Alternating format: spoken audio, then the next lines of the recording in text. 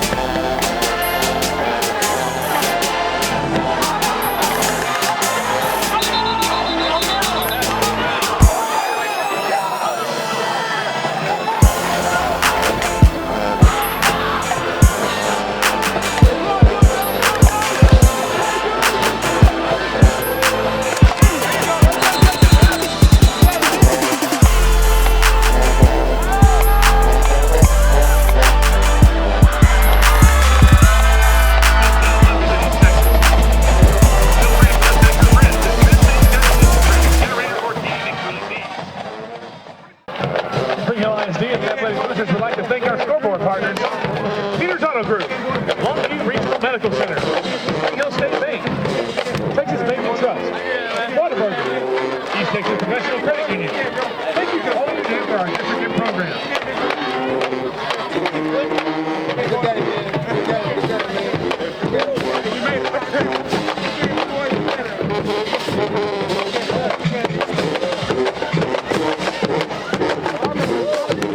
Yes, sir, boys.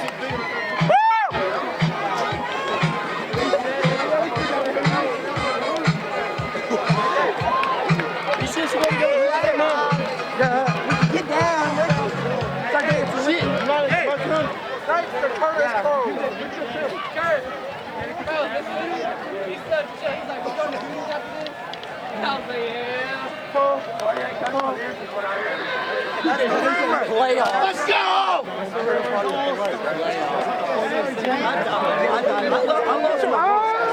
I hate because I stole your touchdown.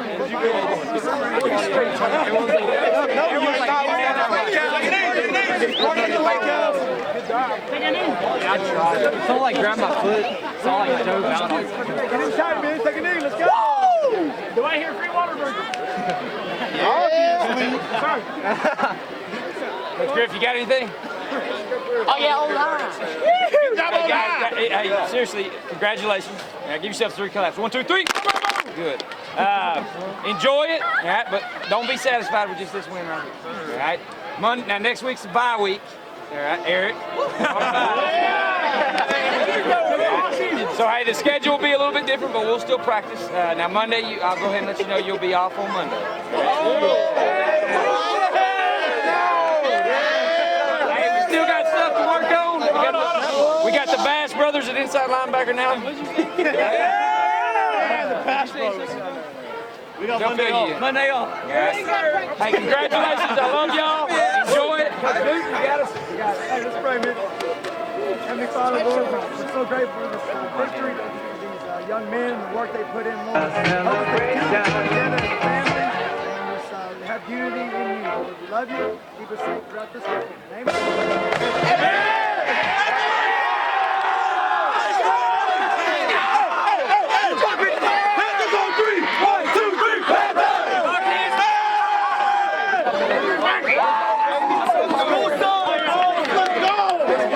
Find your family, boys.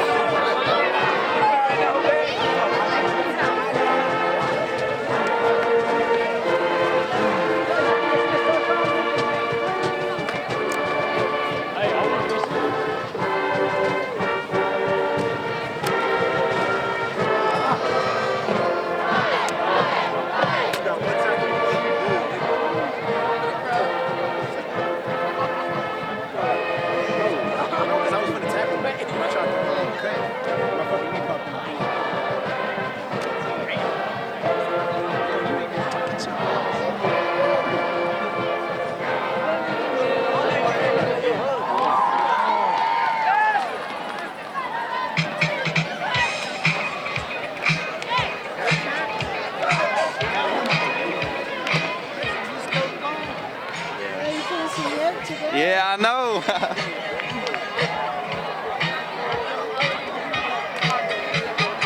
Hey, where's Lance? They're still dropping Lance back.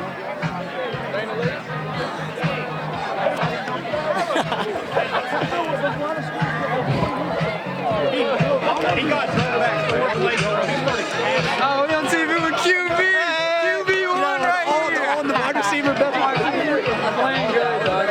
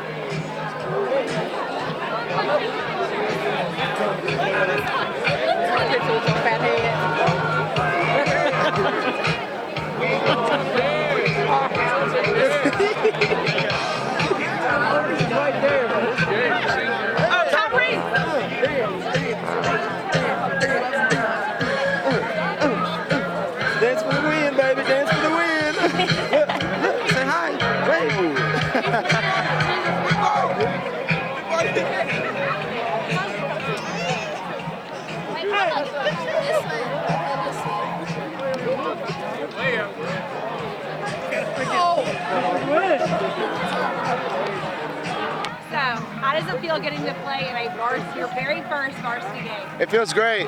I'm glad I came out here with the guys, and I helped them with this win and all that. Thank you, hey, Coach. I wanted to just thank Coach Louvier for letting me come out and help the guys, and I appreciate and dedicate this win to the Coach Louvier. Awesome. Because so how proud are you of this team for nearly getting a shutout on a good Liberty Eylau squad? Because we just put our heart to it. Everybody contributed to the win, and I want to shout out Cookie for helping out with that touchdown. It was great. By the way, Cookie. And Coach, hey Coach. This guy, he helped me through a lot. I'll tell you something. Back in the day, Lance Love, he was about this high. I was not that high tall. He had a lot of troubles, and I picked him up, and I put him in my arm, and I held him up high. I'm messing with you. Yeah. It's like Simba. I know, exactly. Kind of give me your thoughts on, first district win Spring Hill's had in 4 years. You guys got that Friday night, so kind of give me a rundown of that win and what it means to this program. Yeah, it was. I didn't really realize that till after the game, as everybody's like, that's the first district win in 4 years. So it's, I guess it's something I knew but didn't really know. But so it was obviously big to go that long without a district win, and it's just our kids played well. They had some players out, obviously, and that's kind of what we've talked about. Is we won, and that was good, but we don't want that to be our only win, and that'll be the story on Spring Hill. So we still have a lot to do. I thought we came out and executed. I think it was a game where we easily could have rolled into oh well, they got this many players suspended. We could have just taken them lightly. I'm glad we executed the way we did, and I think we've made a statement. Well, it was our first district win in 4 years, so everybody's really happy about that after the game. Other than that, it was a good team win. Well, it's just, Spring Hill did exactly what they should have done in that game and what they needed to do. Again, unfortunate situation for Liberty Eylau. You never want to win a game because of something like that where you're playing, JV and freshman players. But to Spring Hill's credit, it was on the schedule. They had to win that game. It gives them a really good chance to make the playoffs. They just went out and took care of business from start to finish. It sounds like they just went out there, scored early, got them behind, kept the pedal to the metal, and took it to them. They had to do it, and that's one of those they should have won really, really big, because in the past, maybe a Spring Hill team or other teams will play down to that level. They will overlook this. So I credit coaching. I credit good coaching from Coach Louvier and the staff of saying, making sure those kids understand anything can happen on a Friday night. An example, I'm just talking about the Cowboys and Cowboys go out and lose to the Jets. There's no way that should happen, but it did. And then you watched the Jets last night against the Patriots, and just hideous. It's a hideous football team, and you're thinking, how in the world did it happen? And the reason it happened, and I don't know, I'm not in the Cowboys locker room. I don't know if they took them lightly. I don't know what happened there, but they weren't ready to play that game, and the Jets were. And it could have very well happened to Spring Hill last week. If they had gone in overlooking Liberty Eylau because of the circumstances, they could be looking at a loss there. So I'm proud of the way they just went and took care of business and got that game done, and now looking ahead to the next couple of games. So what does this bye week mean in way of healing up bumps and bruises that you guys have acquired over 10 weeks? Yeah, it's preferably you'd rather have it 3 weeks before this, but it is good for us right now. We've got a few kids that are banged up, and then we've got the #1 team in the state next week, so it gives us a little extra time to prepare for them. So we're kind of using it we're still working on ourselves a little bit, but we're going to mix in some Pleasant Grove and then use this time to kind of get our kids back fresh for this second half run. I think we're wanting to concentrate on rest, but also improving. We don't want to just take this week off, but I think the team needs rest as a whole. There's some guys that are pretty nicked up, banged up, so I think it's important they recover. But it's also important we use this extra week to prepare for PG because they're a really good opponent. I think I like it because we get to rest before we play these last 2 important games. I think a lot of other guys like it too. We need to rest and get all healed up because there's a lot of people that are dealing with injuries throughout the season. and we need to get those taken care of, and we need to focus on the little things this week. Well, I think this week is a good week to physically heal up, and I'm not sure how they're going to handle the practices, but I think you heal up a little bit this week. Maybe you don't get as physical in practice, and I think right now a lot of it is mental and preparation and scheme and getting the kids looking ahead to this game. The really cool thing about this was Spring Hill winning last week against Liberty Eylau. Again, doesn't guarantee a playoff spot. They likely did because of the 5 teams in the district and 4 teams going, but anything can happen. But the good thing is you got that one out of the way. Now you can set some higher goals. Who's going to say they can't go and beat Pleasant Grove? Am I going to pick them? Probably not, but I wouldn't bet against it, and I've seen it happen. So they can set a whole different set of goals now. They can say, okay, let's go and see what we can do against this #1 ranked team in Class 4A Division II. Let's give them heck. Let's see what happens there.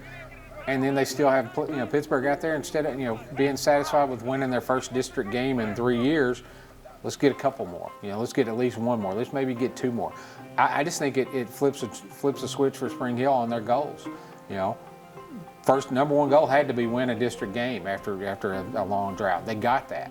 Now let's see what's next for them. And man, going up and playing a good Pleasant Grove team, again, it's going to show them where they stand. That's really going to show them how far this program's come if they can go up there and play with them. Defensively, we've got to do a good job of making the tackles when we have a chance. Their offense is something you don't see very much, and all their backs run it really well, and they've got a good quarterback. So they're going to make a bunch of big plays, but we've got to make some plays throughout the game to kind of hold them up.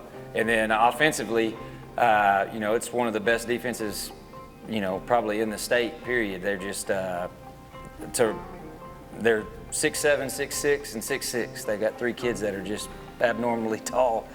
So we've got to do a few different things in the passing game and make big plays. So their secondary is where we'll, obviously we're throwing the ball more now, and we've got to make some big plays in the passing game to have a chance.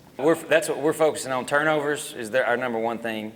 In the Gilmer game was very similar. We had more turnovers than they did, so that was big in the outcome of that game.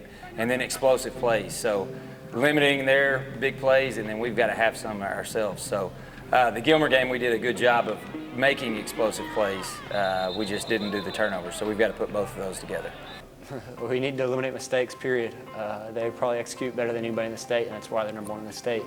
They're very talented, they're very big, so we just need to play our game and execute, and everybody do their job in every single play. We're gonna have to execute and not have any mistakes at all. They're really good, so that's probably why they're the #1 team in the state. But every team has weaknesses, and we know theirs, so we're just gonna have to attack it.